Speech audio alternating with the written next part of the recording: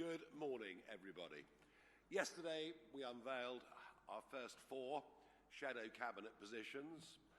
There are some in the press who say, well, how on earth can you call yourselves the opposition as the Conservative Party have more members of Parliament than you do? Well, that's true, although our numbers do seem to be growing over the last couple of weeks.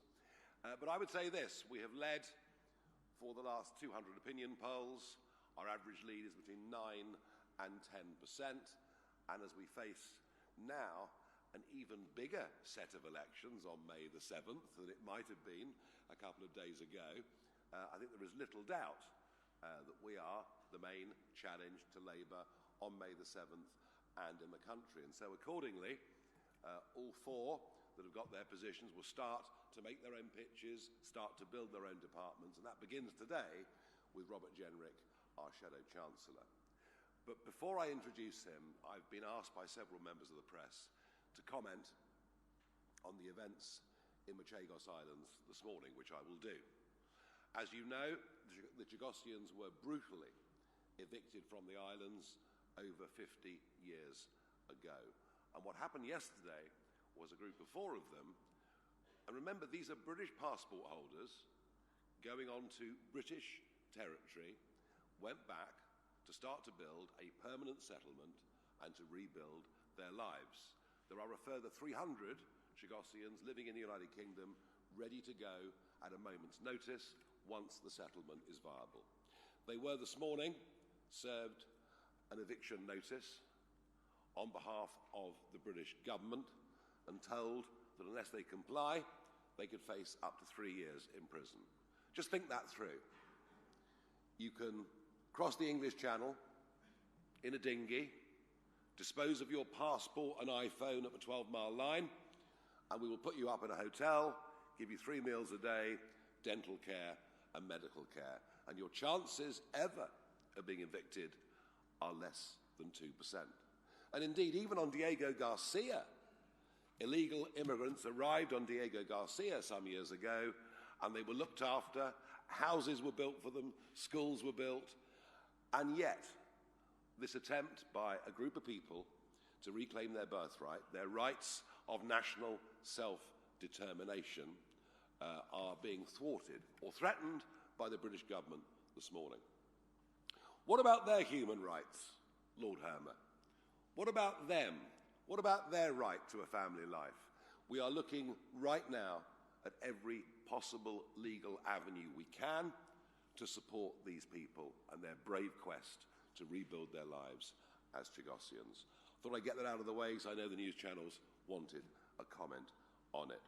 Now, as I say, today is the first rollout, and it'll be Robert Jenrick, our Shadow Chancellor.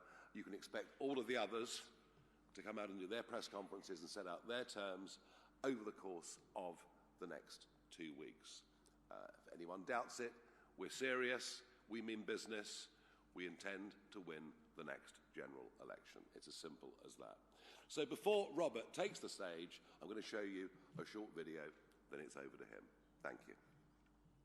In politics, you're always asked, who do you admire? This former Prime Minister or that? Winston Churchill, naturally. But the truth is, and in life you always regret not saying this to the people you love when you have the chance. It's always been my dad. I haven't been back here in 20 years, at least. It hasn't changed that much. I used to do my homework in the office up there. We didn't have a computer at home. No computer at home, try telling that to my girls. And on Saturdays, my sister and I used to clean the brass on the frets, and we used to smell of brasso all weekend. My dad was born in Manchester, left school at 16, became an apprentice, worked in industry, worked his way up. He came here to the Black Country to run an old foundry. It was called Cannon Industries because it had made the cannons for Wellington's army. My dad was very proud of that. Most of that industry is gone now, and with it, a lot of history, sense of identity and pride. When you stood here, you used to see the remains of the old collieries, the pits, where those offices are now. Those were tough times. The economy was broken. Businesses were going to the wall, inflation, unemployment. It didn't feel like Britain was heading in the right direction. My dad's job didn't work out. Instead of getting a new one, he set up a business. He retrained as a gas fitter, got a white van, ran it from around our kitchen table, then from the shop, and then from a factory down the road. Like everyone starting a business, it was hard. I remember sitting at the bottom of the stairs late at night, listening to my mum and dad worrying about the bills, worrying whether the bank might repossess the house because it was mortgaged for the business. Every entrepreneur, every small business owner knows what that feels like. Life isn't smooth, especially in the tough times. My dad worked bloody hard, all hours. He cared about his employees, saw them as an extension of his family. He cared about his reputation. He used to say, your reputation is all you've got in business. He was careful with his money, and careful with other people's money too, when he had investors. Success didn't come instantly to him, but he got there in the end. He built a business, created good jobs. In fact, it's still going 40 years later. And just shy of his 85th birthday, he was still going into the office, at his desk at 9 a.m. in the morning. I'm in politics for people like him, and the people who worked with him. What Reform call alarm clock Britain. The people who get up early, put the hours in, do the right thing. There's no shortcuts to turning things around, but I know it can be done. We have in the past, we can do it again. We can bring bills down. We can bring back good jobs. It's going to require strong leadership, determination, a government that actually takes care with your money and savings, a government that believes in this country and its people. Britain's economy is broken, but it can be fixed. Britain needs reform.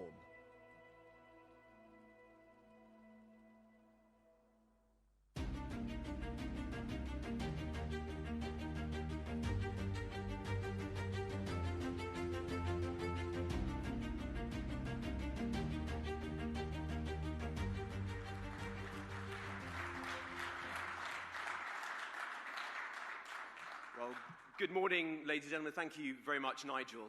It's very good to be here.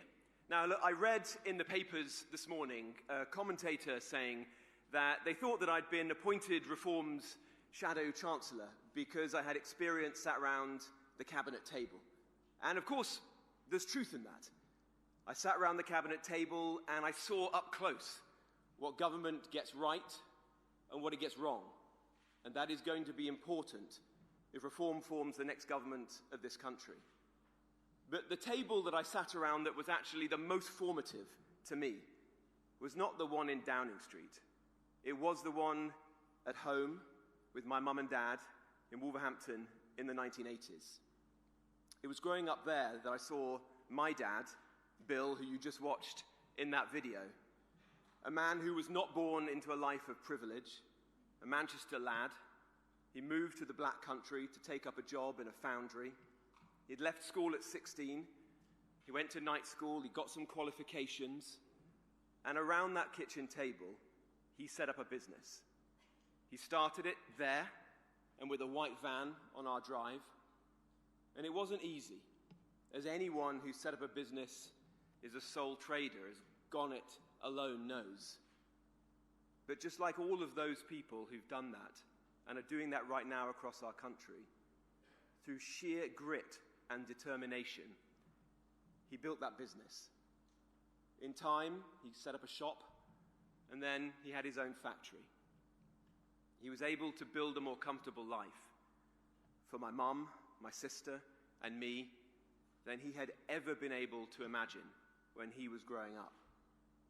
In building his business, he provided hundreds of jobs, good jobs, secure jobs, the kind that offered families peace of mind, the chance to get on in life. But for too many people right now, across our country, those opportunities are fading. They're victims of a 30-year-long economic consensus which has failed, and mismanagement by a Westminster class who bet that just because Britain was a rich and powerful country, it always would be. They were wrong. In 1997, people's living standards in our country were closing the gap with America. Today, incomes are closer to Romania's than to those of the United States. And why is that? They spent money we didn't have, more than doubled our debt. They increased taxes to record levels. They failed to reform the public sector, where productivity has barely moved in 30 years. They blindly pursued net zero, driving industrial electricity prices to the highest level in the developed world and killing British manufacturing in the process, of the kind that I knew when I grew up in the West Midlands. They eviscerated the tax base. Today we have just 80,000 companies with a turnover of £5 million or more. That's a quarter fewer per capita than there are in the United States. The recent succession of prime ministers in my old party and now in Labour lacked the vision for what we could do to arrest our national decline. They were defeatist, and each in turn, they were defeated. The financial crash should have been a big wake-up call, the warning to address the profound structural weaknesses in our economy. The economic shock of COVID might have been another one. Build back better, we were told. Well, they were both missed, and it now falls to reform, to fix Britain with a new economic model. Now, at this stage, I understand you will be wary of false prophets. Many prospective chancellors have offered their diagnoses of the problems facing our country. They've even alighted on some of the same remedies in speeches much like this one. Before the election, I bet some of you in this room went to listen to Rachel Reeves. She pledged financial stability and investment. She said she would unleash the potential of British workers. And to a weary public, it sounded promising. The reality? Instead of offering stability, she's unleashed chaos. Benefit cuts in, benefit cuts out. Inheritance tax up, inheritance tax down. Almost every possible tax rise on a business or a worker floated in the pages of a national newspaper for week after week after week, with devastating impact on business confidence. A cabinet that is now at war, and a prime minister on the brink. What happened to the promised investment boom? It was driven overseas with punitive measures against investors, which in the case of non-doms could see the country actually lose money. Any juice left in businesses has been squeezed out by tens of billions in tax rises, all to pay for an exploding benefits bill. And what about those workers who Rachel Reeves promised to champion? They've been taxed more, and everyone in Britain, like the country itself, is poorer for it. Prices rising, unemployment up because of her destructive tax on jobs, especially amongst the young. Everyone feeling hard up. An economy no longer serving working people, held hostage by a trade union orthodoxy that we all thought we'd banished decades ago. As one of Keir Starmer's own cabinet ministers, Wes Streeting, said to his friend Peter Mandelson, "There's no growth strategy at all." The British people have been betrayed once again. They voted for change, and instead they just got more decline. They feel cheated, and they have every right to be. What Britain needs is to change course and to forge a new political economy. What Britain needs is reform.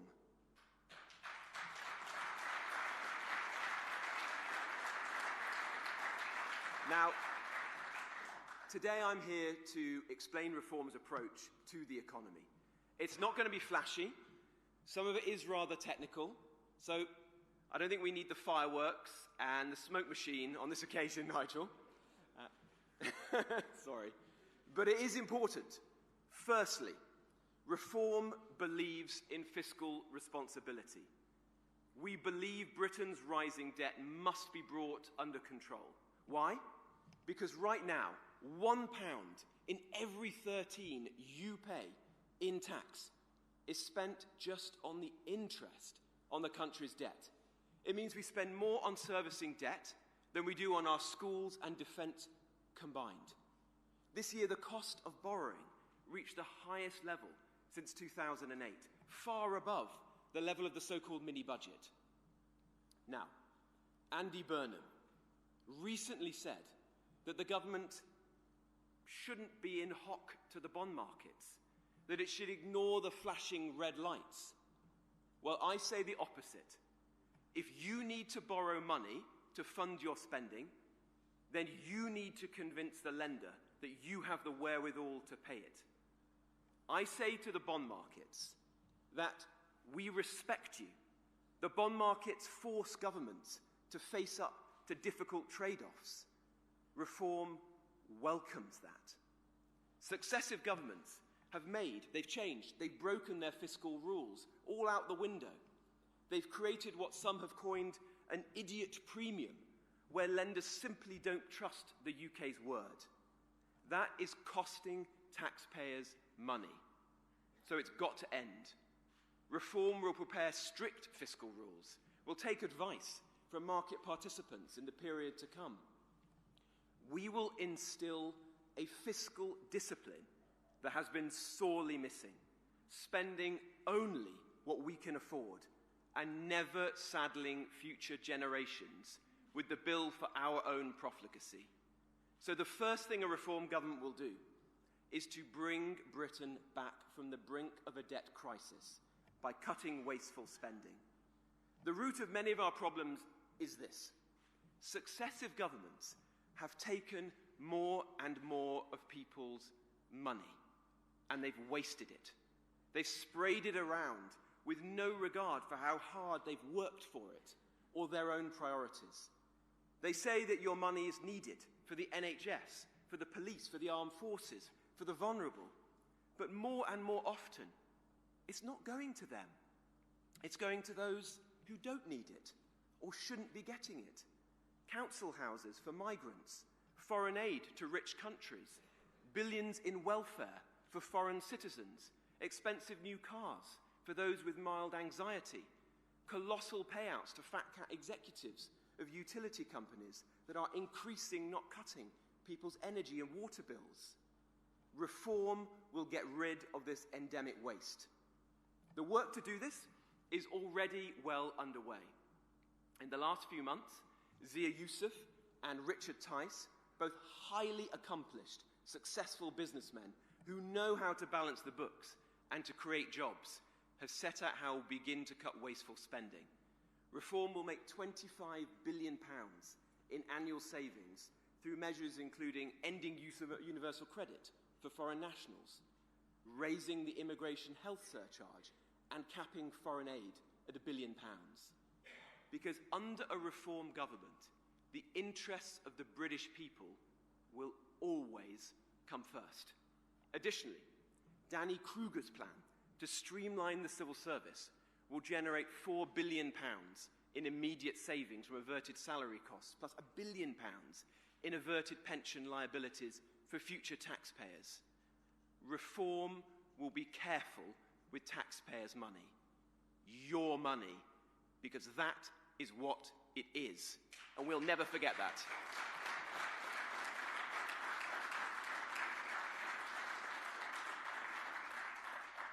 And being careful with your money means tackling our exploding welfare bill. Look, in 2010, the Conservatives undertook commendable reforms to our welfare system. But as time went on, they let it completely spiral out of control. And it's got much worse under Labour. Reform will always protect the vulnerable, those who've worked hard but fallen on hard times. But on current course, 1 in 8 people are set to claim disability benefits in 4 years' time. That's almost 9 million people. The number claiming disability benefits for an attention disorder has more than doubled since COVID.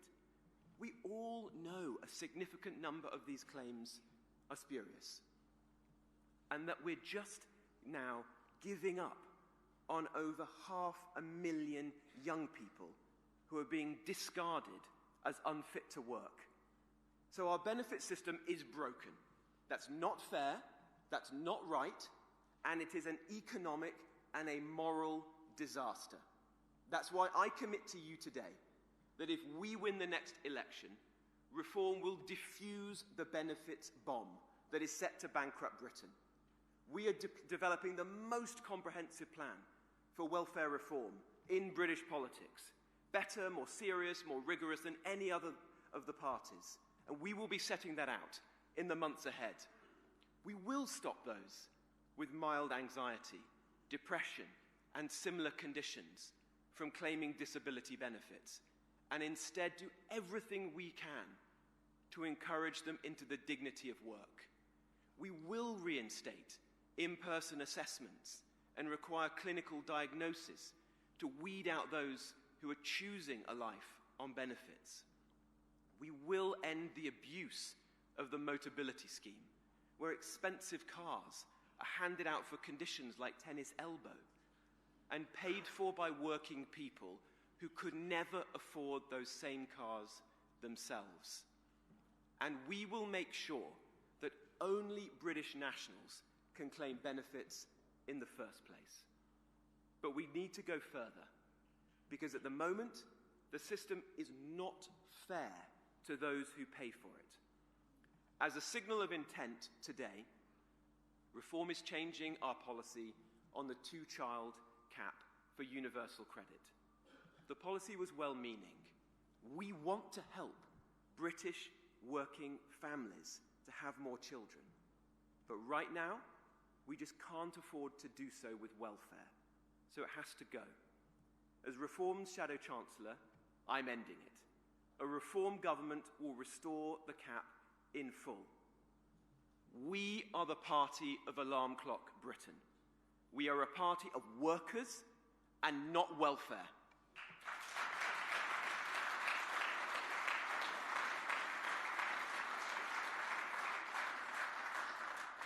And because we're confident about the approach that we're going to take, we are very happy to have others mark our homework. Everything Reform promise will be fully costed. Accordingly, we will retain the Office for Budget Responsibility. Look, it is far from perfect. The Times recently ranked its performance near the bottom among UK economic forecasters. But the impetus for its creation was a desire to instill fiscal rectitude.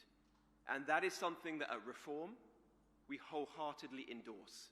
So rather than abolish it, we will reform it. The OBR has consistently overestimated the short-term benefits of migration, and they've downplayed its long-term consequences. They've underestimated the dynamic effect of cutting taxes. So we will break up that cosy consensus and ensure it has proper diversity of opinion. We'll run competitions for super forecasters to join the body and pay proper competitive salaries to those who can most accurately forecast the impact of Treasury decisions. And we'll take a similar approach to the Bank of England. Under Reform, the bank will remain independent.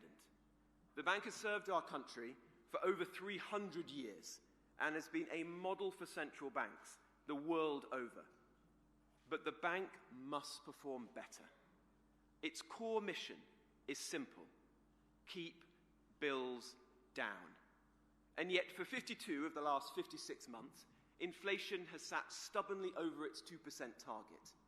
Now, that's not all the bank's fault. Furlough played a part, as has some of the excessive public pay settlements. But the bank has taken its eye off the ball. So we will strip the bank of distractions which have been loaded onto it, and that includes the requirement for the bank to help the transition to net zero. The bank must be a more open institution, and the private sector properly represented on the Monetary Policy Committee. But the fact that the bank will remain independent under Reform will never stop us holding them to account for their mistakes, like the excessive quantitative easing after the financial crisis and during COVID. Reform's interest will always be keeping inflation low, because we are a party of working people, and that is how we keep working people's bills down. But it's not just stubborn inflation that's leaving working people poorer right now. The state is taking more of their money than ever before. Reform believes that taxes are far too high and that cutting it is crucial to generating economic growth. We see the value in doing so wholesale, where tax clearly disincentivizes work and investment, and in a targeted way to spur investment in the growth sectors of the future, like the biotech industry. We've already set out how we will save businesses like pubs and farms from taxes that are making their business model impossible. We want a simpler, fairer tax system that incentivizes work, saving, and investment. That means fixing the absurd marginal tax rates that many people face in our country today. So we do intend to review the tax code in a program not seen since the landmark reforms of Nigel Lawson. But we also understand that we can't make tax cuts while running a huge deficit in the vain hope that the Laffer curve alone will do the hard work for us. That is why Nigel drew a line under the previous tax and spend commitments reform had made. As he said in his banking hall speech last year, given the dire state of debt and finances under Rachel Reeves, previous assumptions are no longer realistic. We will never make promises we can't keep to the British people. So we'll only cut taxes when we have generated the fiscal headroom necessary to make those tax cuts sustainable. And to those who question our approach, let me say this. We have seen what happens when this economic rule is ignored and fiscal discipline is thrown out of the window. Liz Truss went down the path of wild spending splurges alongside big tax cuts. The result was chaos.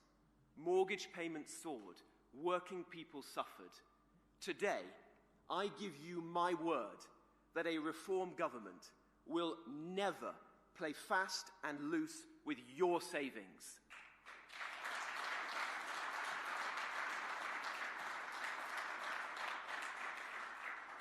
And with the sure foundation that will come with fiscal stability, we're going to get this economy growing by backing businesses. We know that it's businesses, it's not the government, that are the engine room of our country's wealth. And unlike this Labour government, like this Labour cabinet, reform actually has people who've founded, who've run, who've grown businesses. We actually want businesses to succeed. Because when they succeed, they create well-paid jobs and careers. So people can perhaps buy a better car for their family, or a bigger house, so they can take a holiday, or a second one. So they can have a meal out with the kids once in a while, without having to worry about the bills. We want everyone to be a bit better off. I also want them to be able to get on, to thrive, not just to keep their heads above water. There's no shame in success. Reform believes doing well in life is never something to be embarrassed about. So reform will unashamedly champion British businesses of all sizes. Big businesses, yes, but also small ones, like my dad's, sole traders, and most importantly of all, new businesses, the risk takers, inventing things, solving problems, getting ahead. A reform government will leave you to run your business and to innovate, rather than forcing the lanyard class to run it for you. They don't understand innovation, they stymie it. That means no more mandates for HR or judges setting the wages. It means a return to meritocracy and the pursuit of excellence. So no more diversity targets on company boards. We will scrap red tape. We'll take every effort to make life easier, no matter how small it might seem, like allowing shops to open late, or cafes and bars to put tables and chairs out of an evening without having to fill in endless forms to placate officialdom. We will make Britain the easiest place to open a bank account, and we'll reform bankruptcy laws so that we are a country of second and third chances for those who are willing to take a risk. But it's not just about an overbearing government getting out the way. It's also about government doing its job properly. And that begins by giving businesses confidence to operate in this country. Unlike the other parties, Reform understands that international investors hold deep concerns about sectarianism, crime, and infringements on freedom of speech, because we share them. Only Reform has the courage to tackle these threats to our way of life and our standing in the world. Crime is not normally part of economic policy, but Reform will treat it as such. We will ruthlessly pursue the scammers, the shoplifters, the tool thieves that make the lives of business people a misery. Under a Reform government, the era of impunity is over. It's time we had the backs of hard-working people who do the right thing, and they know Reform will.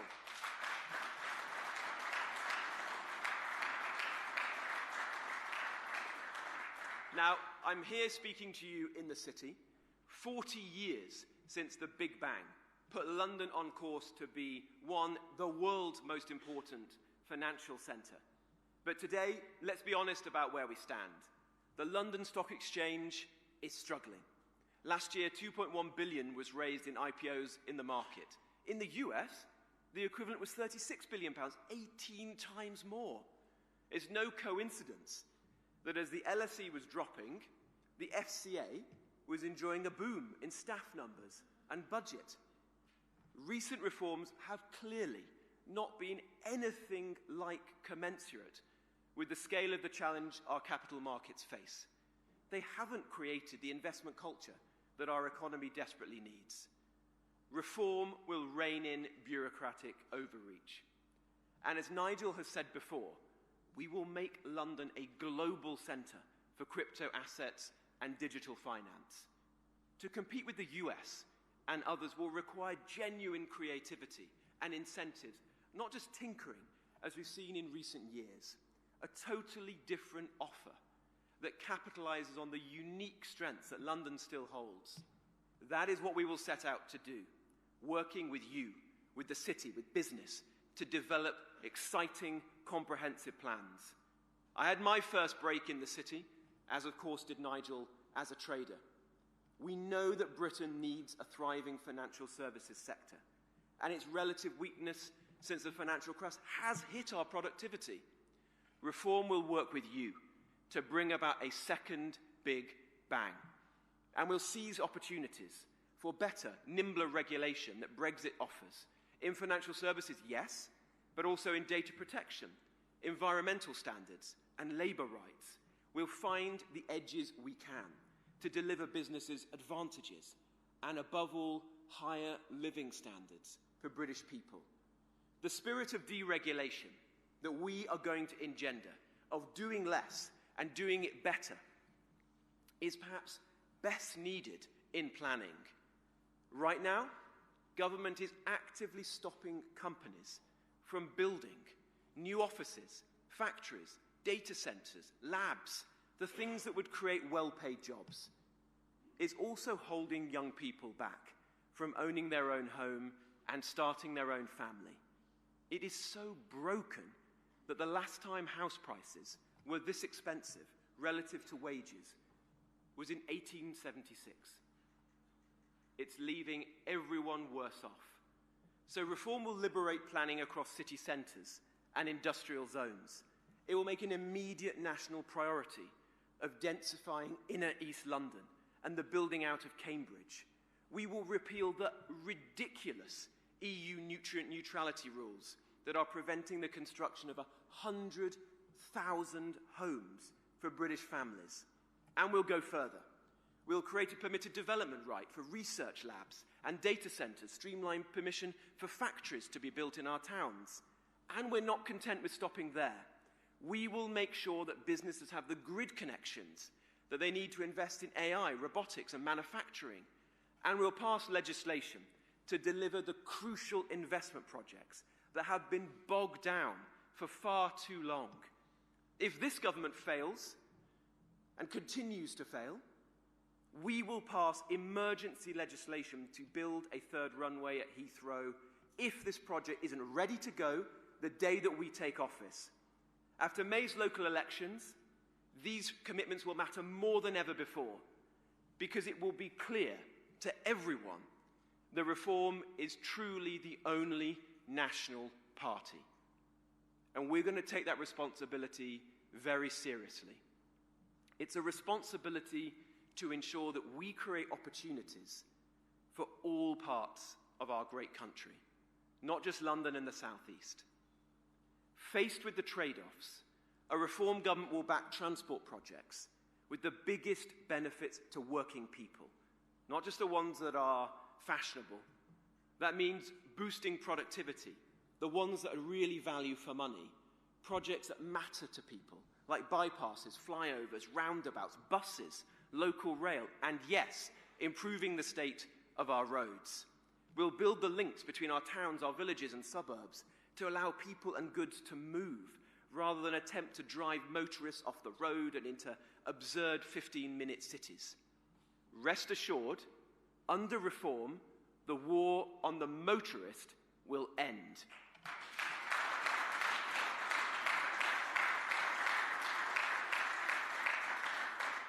And a precondition for turning our economy around is the understanding that cheap energy is the driver of prosperity. So a Reform government will bring forward measures to cut your bills. That's lower energy bills for people and lower energy bills for businesses. That requires a fundamental change to our energy policy. When Westminster got swept away with net zero fanaticism, Richard Tice was a lonely voice of common sense. He saw, when most other people didn't, the fictional claim of hundreds of thousands of new green jobs. And that is why you can trust Reform to scrap the impossible targets that are driving energy costs through the roof. The farce of paying vast amounts of cash for intermittent and unreliable energy delivered at the wrong times. As Richard has announced, we will make full use of the gold buried in the North Sea to keep the lights on and to bring in tax revenue. We will rapidly scale up Britain's nuclear fleet to provide new, cost-effective, reliable sources of power, including by implementing the Fingleton Review of Nuclear Regulation in full.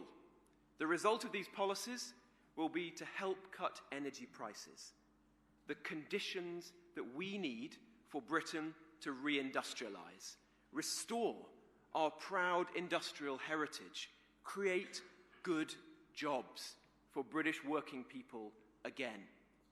And above all, Reform will change the country's economic strategy so that it serves you, the British people. So alongside the fiscal and the regulatory reforms that I've outlined, we will build a more resilient workforce. This will mean radically changing the scale of immigration, and it will also mean changing the makeup of those who are coming here.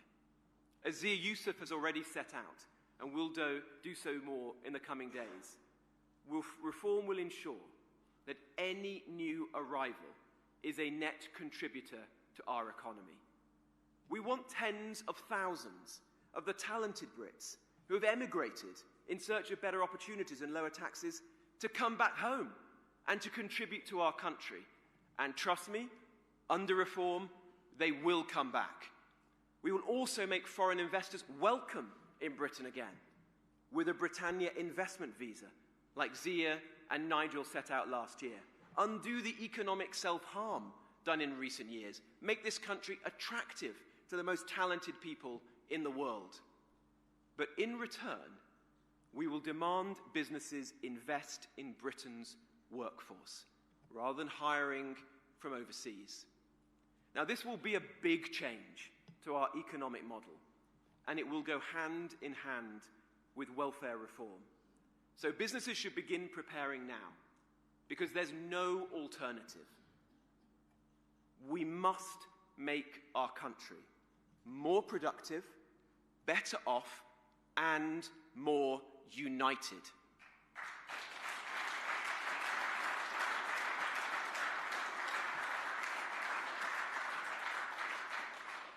This new political economy that we are going to forge also requires recognizing that the world has fundamentally changed, and that, in turn, our trade posture has to change as well. Last month, the Prime Minister of Canada, Mark Carney, you didn't think I'd mention him today, argued that globalization has been weaponized by larger powers becoming a source of weakness for dependent countries. One line struck out to me. He said, "You cannot live within the lie of mutual benefit through integration when integration becomes the source of your subordination." We agree.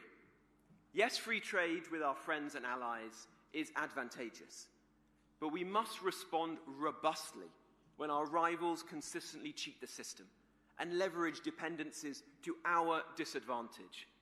Let me tell you this. A government led by Nigel Farage will never display the weakness Keir Starmer showed towards China. We will never ignore the interplay between economics and security, as some in the Conservative Party wish to do. And they are invariably the same politicians who, for instance, left our country with just enough munitions to last 8 days in war and little domestic capacity to manufacture more. Now, Reform do not believe in picking winners. But yes, we do believe in an industrial strategy to protect our strategic industries, like steel, defence, and car making. Because unless we change course now, we will trade a car made in Sunderland for a car made in Shenzhen. The Chinese building their middle class on the backs of ours. And in Reform, we'll never allow that to happen. We believe in levelling the playing field so that British businesses can succeed. We're not going to sit back if British businesses are being cheated or our critical industries should go extinct. We're going to salvage them. We're going to rebuild them. And similarly, we're going to have a clear-eyed strategy for the technologies of the future, like AI. We have an economy that is almost uniquely reliant on the services sector, just as it faces unprecedented disruption. Right now, there is no plan to respond to this or to benefit from AI, only to create a small number of jobs regulating it. Let's be a world leader in AI safety, we're told. Yes, but let's create value and jobs here in the UK. The government's indifference means that we're falling behind. But if we handle the incoming technological revolution nimbly, we can succeed, just as our country did in previous industrial revolutions. It's a generational challenge which must be met head-on by Reform. Now, today I've set out the foundations of Reform's economic plan. You'll be hearing plenty more from Nigel, from Richard, from Zia, and me in the coming weeks and months. This speech has barely scratched the surface of our ambitions for deregulation, for combating waste, for radically improving productivity in our public services like the NHS whilst keeping it free at the point of delivery, for how we will cut people's bills and leave more money in working people's pockets at the end of the week. There is a great deal of work to do. The list of challenges is vast. No one in Reform is pretending that this will be easy. The task of changing course after 30 years of failed economic policies is daunting. It will require deftness, care, and plenty of planning. We will be, in the words of Disraeli, conservative to preserve all that is good, radical to preserve and to remove all that is bad. Now, admittedly, Disraeli was not a very successful chancellor. It has to be said, for those of you who know your history. My inspiration is actually another Robert, also from the outskirts of the Black Country, Robert Peel. He was the architect of Victorian times, the architect of a Victorian age that was marked by both stability and prosperity. He was, as we will be, a reassuring revolutionary. If we get it right, we will see the benefits in real, immediate, catch-up economic growth, with more jobs, higher wages, and lower bills. We'll reduce the cost of energy and help to rebalance the economy. We'll fix planning to ensure that we lift productivity across the country. We'll cut migration, reform welfare to help draw people off welfare and benefits back into the workplace. We'll lower the tax burden and restore the incentives to invest and to build businesses. Rab Butler once described politics as the art of the possible. But right now, it seems that so many people have convinced themselves that progress is impossible, that the decline that we all see today is inevitable. Well, let me say this. Reform has the drive to defeat that defeatism, the energy to lift the gloom, and the courage to take action where others have flinched to get Britain back to its best.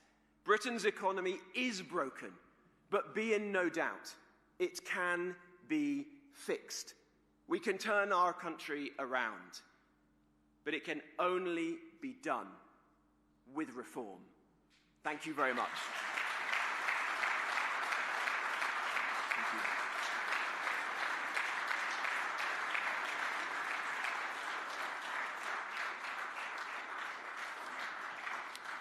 Well, thank you very much, ladies and gentlemen. We're going to have some questions from the media now. And the first one I have on my list is Keith from GB News. Keith. Mr. Jenrick, can you explain to GB News viewers how you plan to support Britain's lost generation? We've seen headlines saying that people are out of work, they're struggling. If you become Chancellor, what will you do to give young people hope in this country? A very good question. Look, it's a very sad situation in the country right now. When I was leaving school, it felt like there was a sense of excitement and buzz still in this country. But when I go around talking to young people, they worry about their future, where they're going to get a job, where they can get on the housing ladder. If they do get a job, they'll be taxed to the hilt, the cost of childcare. It feels like the social contract has been shredded in recent years. Those who went to university during COVID had the best days of their life wrecked due to overbearing regulations. Reform is going to change that. We want to get good jobs back into this economy. And that means ensuring that we don't tax employers to the hilt, as Rachel Reeves has done with her job-destroying increases in national insurance. It means that we are going to ensure that we make the changes in our economy, as I set out today, to house building, to energy, to regulation, to actually spur a new generation of businesses and entrepreneurs, including young people, to create the jobs, the prosperity, the growth that is needed so that they can feel that this country has a great future. They don't need to go off and live somewhere else in the world. Quite the opposite. What we're going to set out to do is to bring all those people back to the UK. That if there's a reform government, people think that this is a country that is getting itself together again, that's heading in the right direction, where there is a sense of buzz and energy and excitement and dynamism. That's our mission. And at the heart of that is going to be young people and their prospects to get a good job and to get on the housing ladder. Thank you. I've got Katie Austin from the BBC. Thank you. Thanks. Carrying on with young people, should younger workers be paid the same minimum wage as older workers? And as we're in the city, do you still think the Bank of England should stop paying interest on commercial bank deposits created by QE? Thanks. Well, on the second point, I think there's a very legitimate issue there, which Nigel set out in remarks that he made at Davos, and we're going to be giving that careful thought. What you've seen in the speech that I made today, everything that we do in the months and the years ahead is going to be the result of careful, strategic consideration, talking with market participants and coming forward with serious, robust policies. And we want to ensure that the City of London thrives again. You know, I had my first job in the city, Nigel did. at the heart of reform and a number of people like Zia and Richard who have built highly successful businesses. We want to see this be the world's greatest financial centre, and it pains us to see what's happened in recent years, to see the London Stock Exchange on its knees, to see good jobs lost, not just to the United States, but actually losing out in a way we could never have imagined to competitors in Europe. Who would have thought there would be a more competitive tax regime in Greece or Portugal than there is in the UK today? That entrepreneurs will be going to live in Milan because they think that Italy is more stable than the UK. We're going to change that. As regards to young people, I think Nigel was one of the first to say when Rachel Reeves proposed increasing the minimum wage for younger workers that was concerning because youth unemployment was a serious problem. You know, there's 250,000 jobs for young people have been lost since Labour came to power. For the first time this century, youth unemployment is now worse in the UK than in the EU. We all used to say that one of the good things in the UK was our youth unemployment versus those of European economies because of the structural reforms that had been done by prior generations. But that appears to have been reversed now, undermined by this Labour government. So we're going to think very carefully about how we can support more young people onto the housing, into the workplace. And yes, what they are paid is important in that equation because we all remember our first jobs. And you only have to go around the country today and talk to people, particularly in hospitality, who are struggling enough as it is and are asking, can we afford to take on somebody to work in a pub or a cafe or a restaurant who is a younger worker? Or should we perhaps choose somebody who's slightly older, a 25-year-old who's got more experience of the workplace? These are economically harmful decisions that were not thought through by Rachel Reeves, and I'm going to be holding her to account for them. Now, we've got Alex Rogers from Sky News next. Alex. If you go ahead and scrap the Equality Act, do you intend to replace it with your own legislation that still enshrines some of its protections? And can you guarantee that no one will lose their job because of their sex, ethnicity or disability under your plans? Thank you. Yeah, so Suella Braverman will be setting out more details on this in the coming days. But let's be very clear. Over generations, a succession of important pieces of legislation were passed in this country to protect workplace rights, whether that was the Equal Pay Act or the Disability Discrimination Act.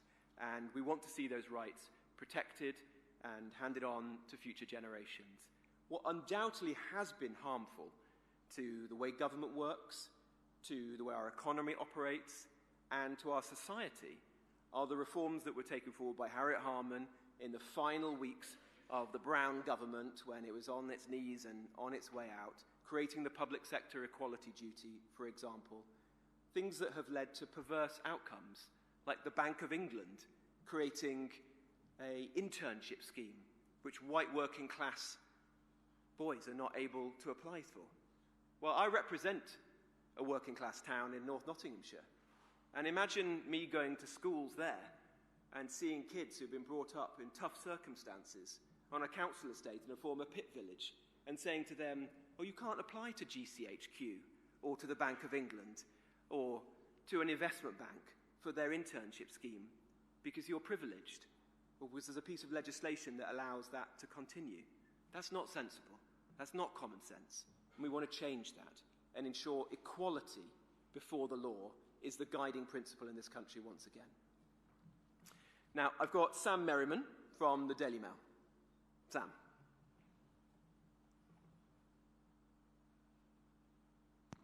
Thank you. Mr. Jenrick, one economic policy that you didn't mention, and I'm sure will be very important to many of your voters, is the triple lock. Will Reform commit to maintaining the triple lock into the next election? Thank you. Thank you. Well, we're going to be saying more about this in the coming days, but I've always been a supporter of the triple lock. It's incredibly important that we provide dignity and security to older people on fixed incomes in the last decades of their life, particularly in a time like this where there's such challenging circumstances with the cost of living. So I don't think your readers will be disappointed, but we'll say more in the coming weeks. And we've got Lucy White now from Bloomberg.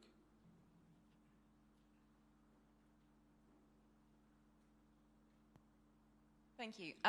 You have spoken a lot about the policies that are being proposed by your colleagues Richard Tice, Zia Youssef, Danny Kruger.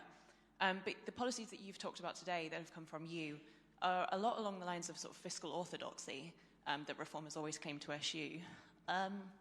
Do you have any ideas of your own that you might be thinking about soon that will sort of shake up the city in any way? And if I can ask as well, on fiscal rules, do you have any yet? Do you have any idea what your fiscal rules might be? Well, on the second point, we're not going to make up fiscal rules on the first day in my role as Shadow Chancellor. That would be the opposite of the approach that we're taking. As I hope you can see from what I've said this morning, we're going to be deliberative. We're going to be careful. Successive governments in my adult lifetime have made fiscal rules, they've changed them, and they've broken them. All the while, the public finances have ended up where they are today, in a mess. So we're going to talk to market participants, and we're going to develop strict, world-class fiscal rules ahead of the next general election. As regards to the policies I've set out today, well, look, I think these are radical policies. And if you don't see that, I'm surprised. We're saying that the economic and political consensus that this country has had, probably since 1992, is about to change because it's failed comprehensively and it's let down the British people. It's been an economic consensus predicated on mass migration. Well, that's going to go. And we're going to ensure that we are the grammar school of the Western world, where we only invite in the best and the brightest who are genuinely economic contributors to this country. And as a result of that, businesses will have to invest in the productivity of their own workers, technology, better skills, robotics, the things that will drive the economy forwards. We're saying that net zero was a disastrous mistake, peddled by governments of both political colours, put on acid by Theresa May and Boris Johnson, and that is gone. And instead we're going to go for cheap and reliable energy to actually make this country competitive again in the world. We're saying we're going to bring forward serious welfare reforms, not the ones that were written on the back of a fag packet by the Conservative Party in opposition a few months ago, but detailed ones. And we're prepared to take on difficult things, to think again sometimes, like I said today, where we've chosen to say we'll bring back the two-child benefit cap in full. Not that our previous policy wasn't well meant. Of course we want to help British workers to have families. But we're also aware that we've got to live within our means and we've got to find ways other than welfare to help to support them to fulfill their dreams. And we're going to pursue serious deregulation in all sectors, from small businesses right the way up to the city. And we're going to be spending the weeks and the months ahead developing those policies. But you can be assured this is going to be a big change. And the balance we're going to strike is exactly what I set out at the end of my remarks. We're going to be conservative when it comes to preserving what's important, like fiscal responsibility and stability in the economy. We're not going to do the mistakes that Liz Truss and Rachel Reeves have done. But we are going to be radical where we need to be, to shake up this economy, shake it out of its malaise, and get it going again. That's the balance we'll strike. It's the right one for this country right now. Now, I've got Alistair Lyon from City AM. Hi there. Alistair. Hi. Nigel Farage yesterday spoke about backing national champions, sort of taking stakes in British companies, and I actually interviewed Zia Youssef, who floated taking a 10% stake in Rolls-Royce. Are there any other companies that you've sort of got your eye on? And how do you reconcile that with your promise just now not to pick winners and to leave businesses alone? Well, I think I was very clear in my remarks about what our approach is in this regard. We don't believe in picking winners. What we do believe in is that there is, in the world today, an interplay between security and economics, which only the most naive would choose to ignore. And it surprises me that some are doing so, particularly in the Conservative Party, if you listen to the remarks in recent days. Those industries, like steel, like car making, like defence, We've got to ensure we salvage them and that we preserve strategically important industries. And we also won't be taken for a ride in the world. So if countries, particularly China, want to cheat the system, dump goods on our markets, then we'll respond accordingly. But we're going to take a wide-eyed approach that protects British jobs and ensures that we can reindustrialise in the sectors, the very specific sectors, that are critical to the future of our national security, principally, and our economy. I'll go to Martina Bett from The Sun. Martina.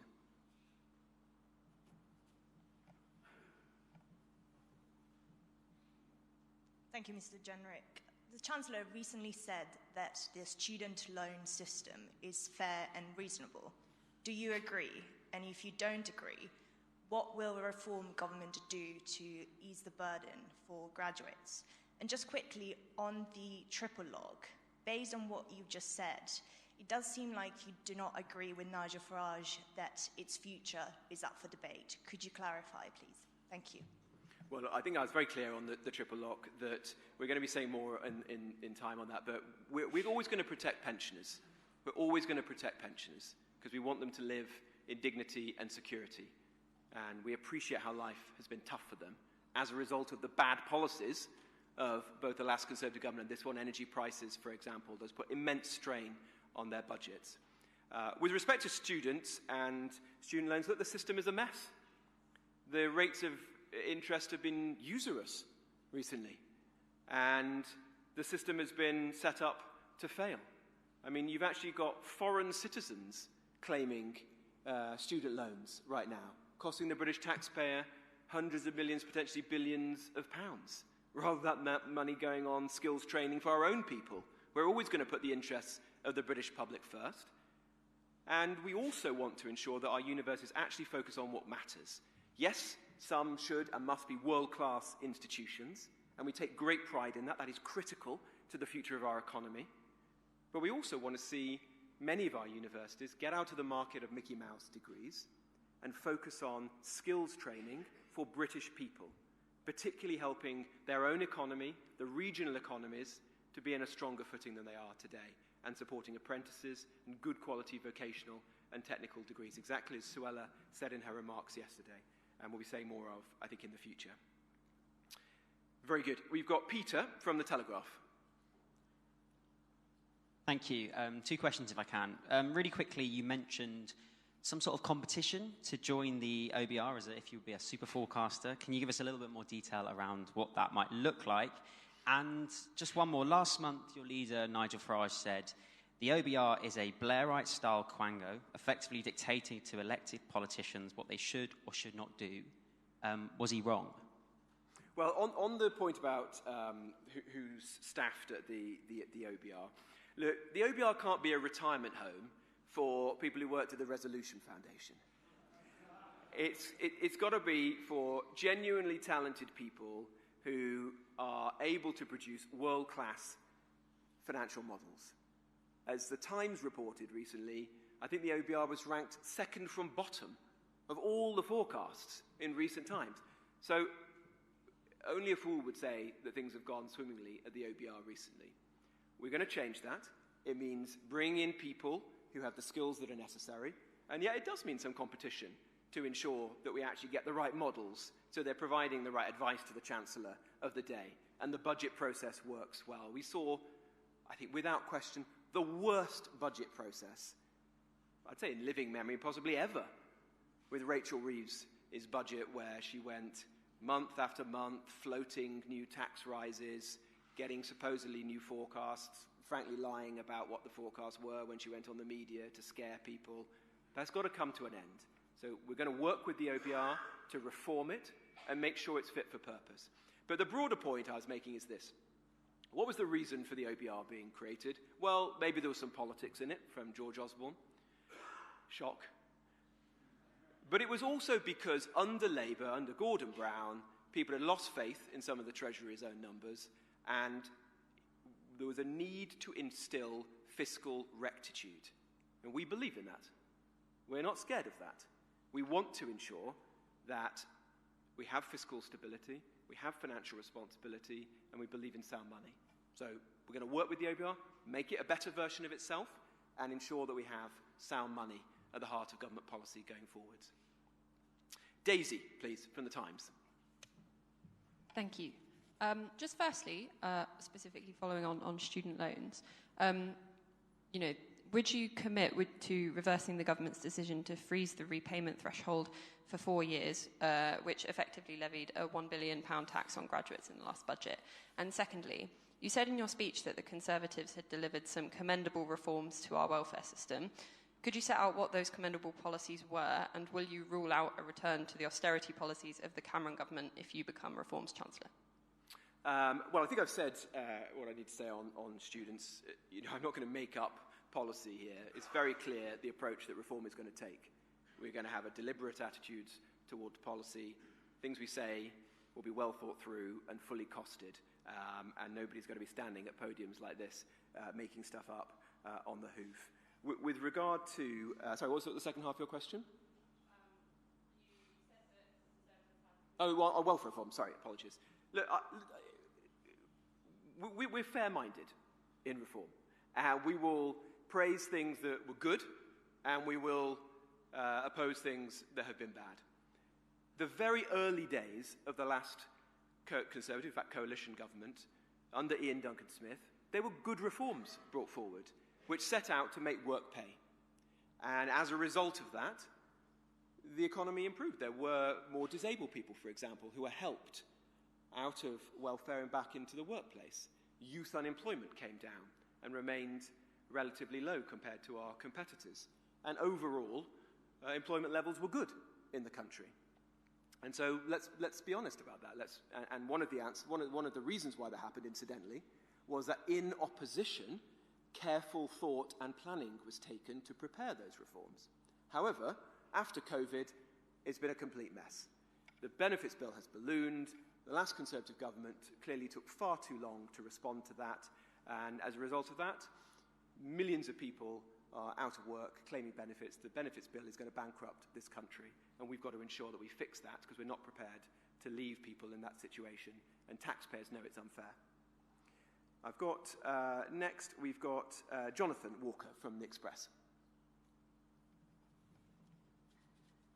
Thank you. I think it's clear from what you've said that you feel that the quantitative easing of the past was a bad idea. But what can the Bank of England really do today to control inflation more, apart from keeping interest rates high, which means presumably higher mortgages? And also, can I ask you, it is striking that at this point, you don't seem able to say that the party, quite able to say that the party is committed to the triple lock. Is it fair to say this is something that you've been taking a good hard look at?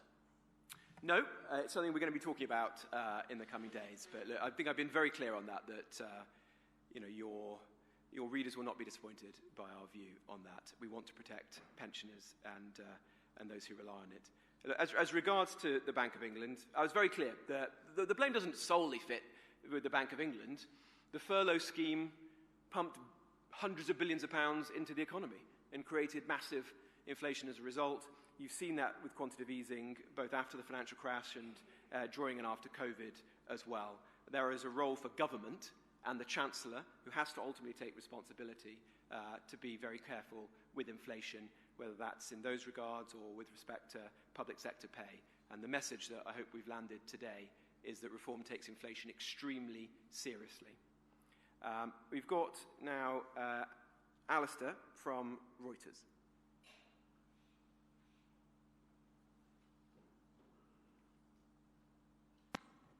Hi, thank you.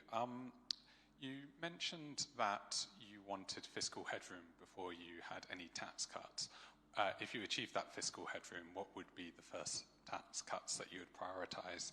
And just on the fiscal rules... Well, just to be clear, I mean, if I haven't been already, we're not going to make tax and spend promises right now. So sorry to disappoint you on that front, but we're going to take these decisions in time very carefully. Sure. And on the fiscal rules, would you be open to keeping the current fiscal rules if the feedback you get is that they work well, or even making them less restrictive? Or are you pretty sure that you want tighter fiscal rules and it's just about how it works? I think we're going to have to take our time and work through this. It's only the second day in my position, but I've been clear. We're going to have strict fiscal rules, And the point is we're going to actually talk to market participants in the weeks and months to come. We're going to tour them, listen to their views, and develop them ahead of the next general election. William from the Press Association.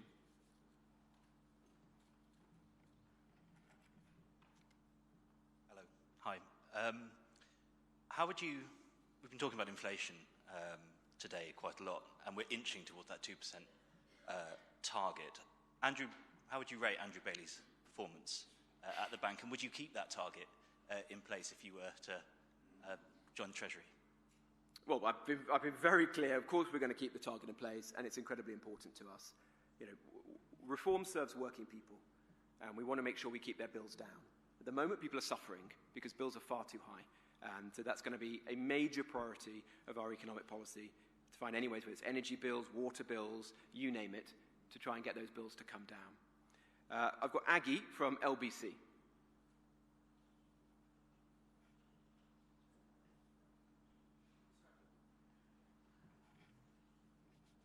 you very much.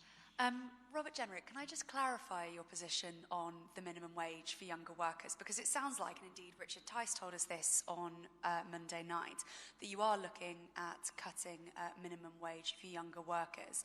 If that's right, how much by, and also... We're not, if I can stop you, we're not proposing to cut the minimum wage.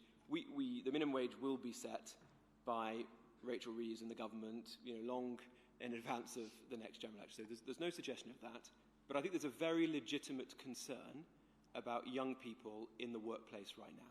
And we've got to ensure that we set policy accordingly. And we are concerned that increases that are being proposed are going to make it much more difficult for employers, particularly in some of those sectors that are under strain, like hospitality, to take young people on.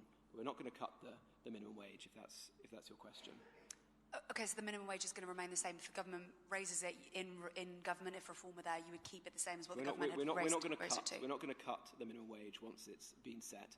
But it is right to raise concerns. I think, from what we've heard today, Rachel Reeves has recognised herself. Great. And second question, you've nearly been in Reform UK, you've just been there over a month. What's the thing that surprised you the most in your new party? The incredible energy, enthusiasm, momentum that there is. There's no other party like this in British politics, I can assure you. Right, we've got Emilio from Politico. Hi, Robert. I've got two questions, if that's okay. You talked about the chaos that Liz Truss unleashed. So why didn't you resign from her front bench while she was doing it instead? Well, I did resign from one Conservative government. I can't resign all the time. Well, you could. If you really disagreed with the economic policies, why did you sit quietly there? Well, if I can say that, I didn't sit quietly, as it so happens.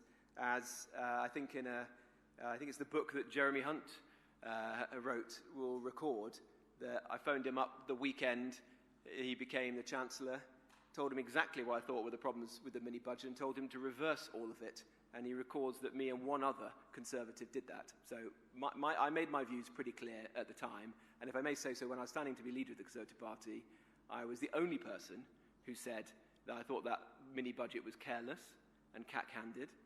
And I've also pretty clearly said that I'm surprised that Liz Truss is still a member of the Conservative Party, but that's not my problem now, as they say. Well, thank you for that. And I want to ask you about your new head of policy, James Orr, who last August he said that the Russian invasion of Ukraine is a regional Slavic conflict that he didn't care very much about. And he said that the UK approach of defending Ukraine is dangerous and championed the Hungarian approach, which is basically blocking support to Ukraine. Do you agree with that? And is this the man who should be devising foreign policy for reform? Look, firstly, Reform's position is very clear. Reform stands with Ukraine and against oppressors like Vladimir Putin. There's no doubt about that. James is a very talented man who I've known for a long time.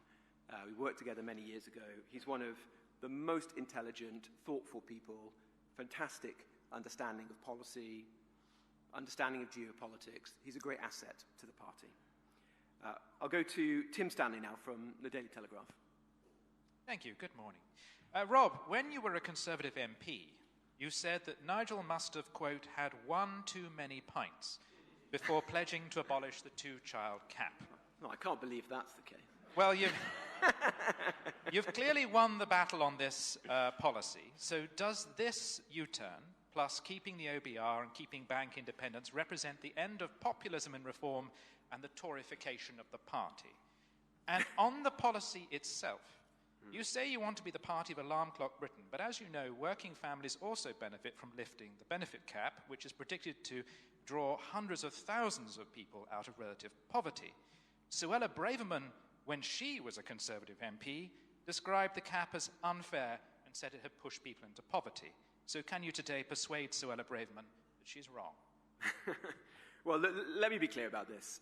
The policy that the party adopted was well-meaning and was focusing support upon British workers and their kids. And we all want to see those people be able to have families and lead good lives. The issue is that our economy is in a mess, mainly as a result of disastrous decisions that have been taken, including latterly by Rachel Reeves. So we've got to live in the world as it is. Unfortunately, we can't afford to do this right now through welfare. There will be other ways in which we can help support and encourage families to prosper in the years ahead. But it's not going to be through welfare. That's why we've made this decision. It's a tough one, but it's an important one. And it shows our intent that Reform is not a party of welfare. We're going to be bringing forward serious reforms in the months ahead to bring down that welfare bill, help people back into the workplace, and ensure fairness for working people once again. I'll go to Will Hay. We're working through these. There's a few left, so we have to be a bit faster now. Will Hazel from the Eye.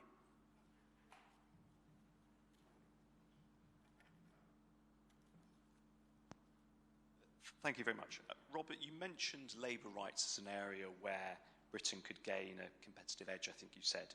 Do you have any particular rights in mind which you think we should get rid of? And if I may, Nigel Farage is a very dominant figure in the Reform Party. Are you confident you will have the latitude you need to determine policy? And sometimes a Chancellor has to say no to their Prime Minister. Are you prepared to say no to Nigel? Well, I've only worked with Nigel for a few weeks, but it's been extremely positive.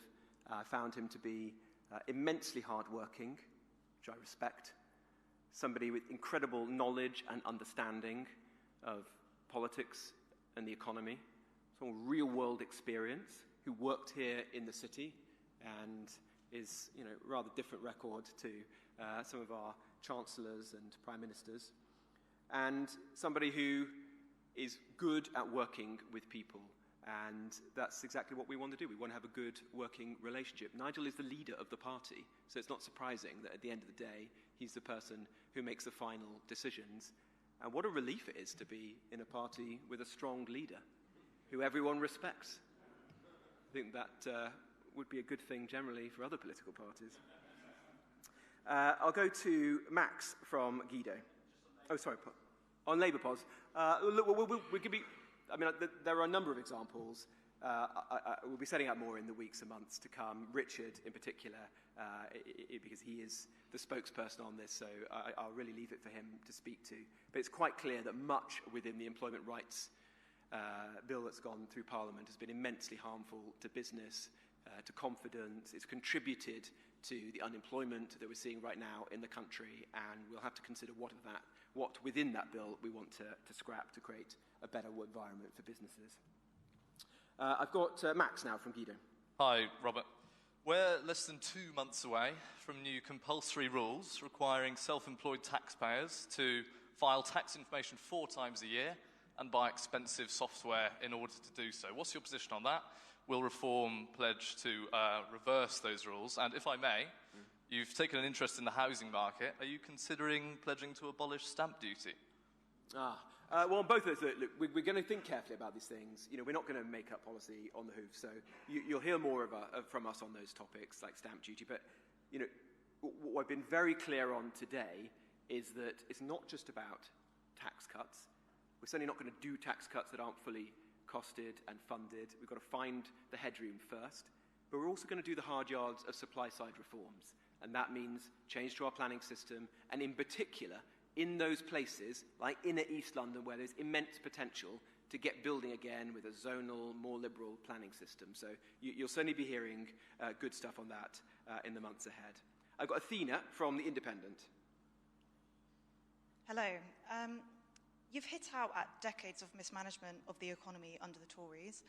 Given you were a part of that government, what specific decisions from that period do you now believe were mistakes? And why should voters trust your criticism of the system when you were a senior part of it? Well, look, I don't think anybody has been more honest and reflective about the failures of the last Conservative government who was a part of it than me.